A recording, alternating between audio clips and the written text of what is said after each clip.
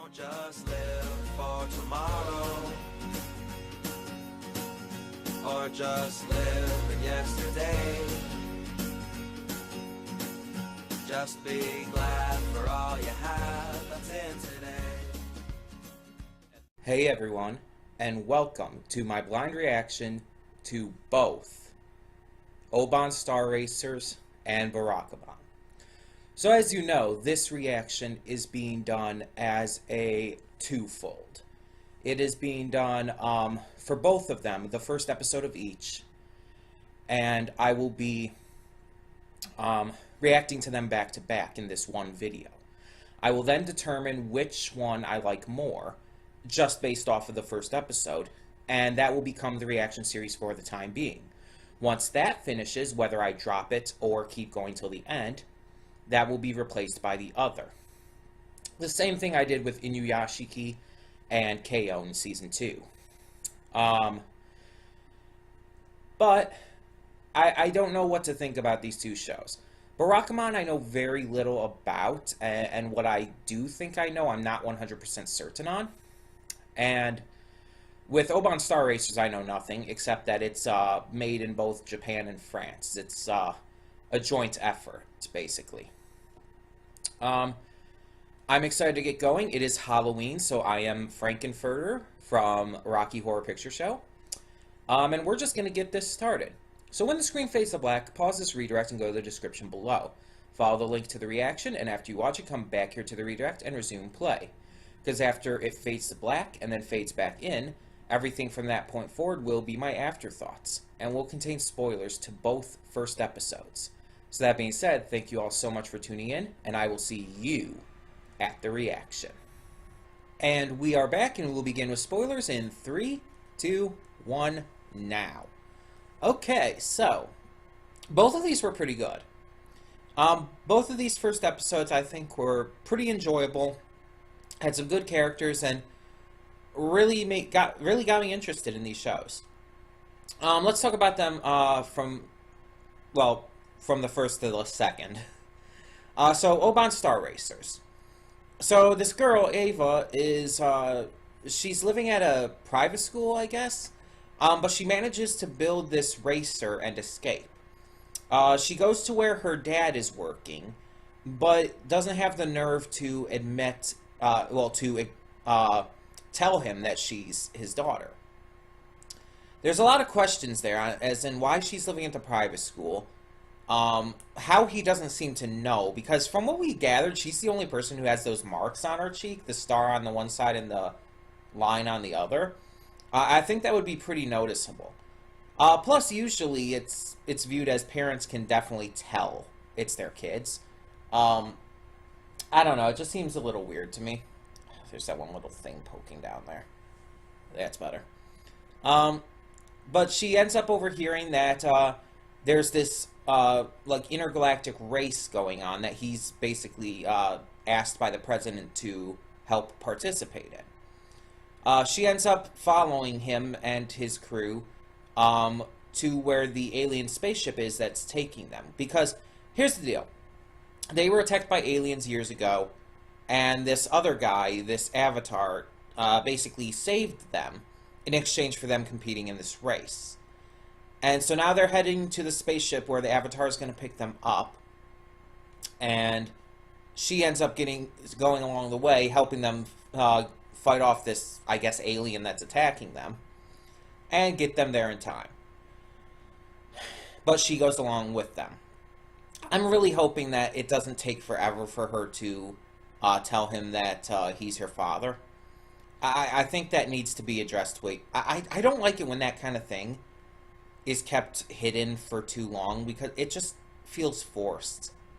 It never feels natural. It's just the same kind of thing as with Ursula being, I cannot think of the name. Shiny Chariot. It's the same thing as Ursula being Chariot du Nord, or Shiny Chariot or whatever, in Little Witch Academia. I felt that even though the way they executed it in the end worked, it still went on way too long, and I felt it just dragged on. And a lot of the time it was very unenjoyable because of that. So I hope they don't drag it on with this show too.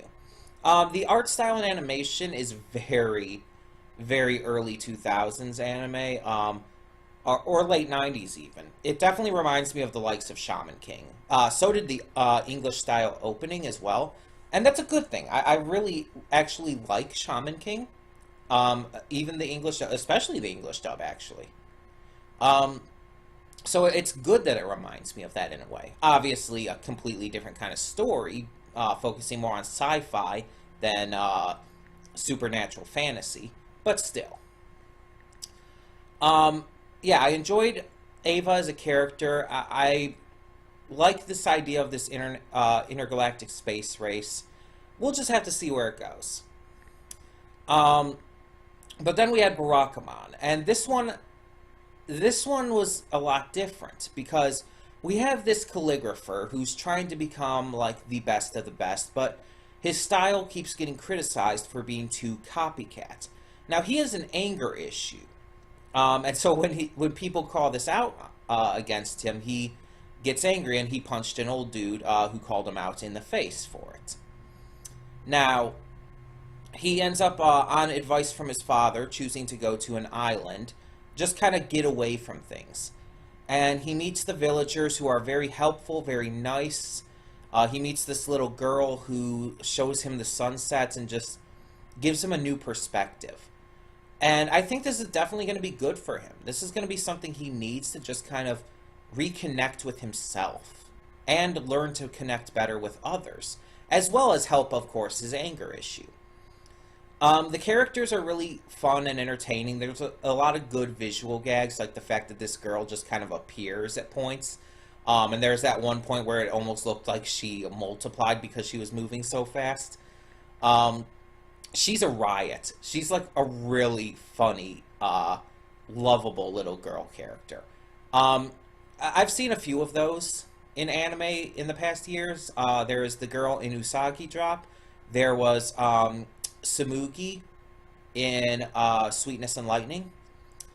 And I'm actually getting a lot more into these kinds of shows. Like, it's not just like a slice of life comedy show. It's almost a specific kind of style in itself. This single adult man and this young, cute girl.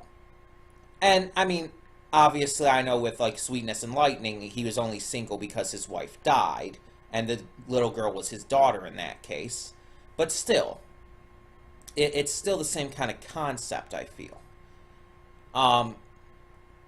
It's just an interesting style that I've been seeing more in these anime, and I really like this. I like this concept. I like the pacing of the episode. I liked the way the characters interacted. I liked the humor very much. The art and animation was very nice, very simple. It didn't try to do anything like super spectacular with it, but kept it more grounded in realism, and I like that. I appreciate that. So yeah. The question remains at this point, which one do I like more? Which one am I going to watch first? Because as I mentioned in my pre-thoughts, I will be watching both of these back-to-back in this time slot. One I will be watching first, and whichever one I liked more, and the other will come right after I finish the first one. I think I'm going to start with Barakamon. While I did enjoy both, I think Barakamon kind of captured my interest a little more. Oban Star Racers, like, I'll say it, I'm not as huge a sci-fi fan. I know. Dressing up as Frankenfurter from Rocky Horror, and I'm saying I'm not as big a sci-fi fan. There are certain aspects of sci-fi I love, but just in general. I'm not as huge into sci-fi, and I'm a sucker for cuteness. I've mentioned this many times before. I am a huge sucker for cute things, and this little girl is adorable. Like, seriously. Plus, I don't know, I just connect with it. I find myself connecting more with that story. I don't know, something about it is just more engrossing to me. Oban Star Racer, like, the appeal of Oban Star Racer for me is more of in its late 90s, early 2000s anime cheese, as I mentioned in the reaction. It's so cheesy, it's good. It's one of those kind of shows.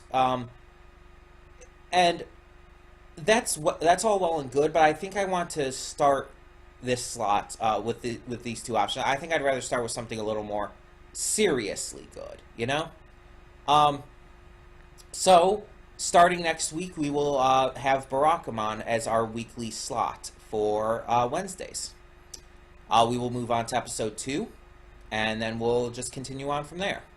And again, no matter if we continue Barakamon all the way through or drop it at some point, we will start Oban Star Racers right after. So that is the plan. Thank you all so much for tuning in. Tell me your thoughts down below on both the first episode of Oban Star Racers and Barakamon. Tell me which was your favorite. And I hope you're excited for the future. In the meantime, thank you all so much for tuning in. I'm Connie. I'm signing off. And I hope you have a very happy Halloween. See y'all next time. And though you've come through many obstacles, shed tears along the way, you're still standing, live, love, laugh.